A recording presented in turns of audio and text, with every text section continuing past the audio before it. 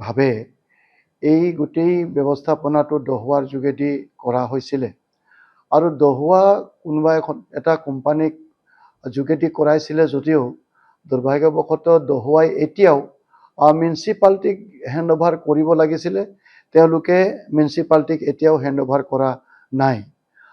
যদি মিউনিচিপালিটিক hand over কৰাহেঁতেন municipality এইটো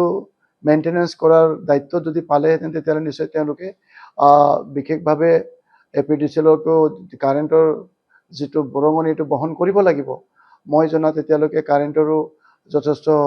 তেওঁলোকক যিটো মানুহে দিব লাগে কাৰেণ্টৰ কাৰণে সেইটো এতিয়ালৈকে দিয়া হোৱা নাই তেওঁলোকে বিল দিয়া নাই যিহেতু মিউনিচিপালিটিৰ আণ্ডাৰত এই বস্তুটো এতিয়ালৈকে অহাই নাই দহুৱাই হেণ্ড অভাৰ নকৰাৰ কাৰণে ইতিপূৰ্বে মই আমাৰ এক্সিকিউটিভ অফিচাৰক নিৰ্দেশ দিছোঁ যে শীঘ্ৰে দহুৱাৰ লগত আলাপ আলোচনা কৰি পেলাই তেওঁলোকে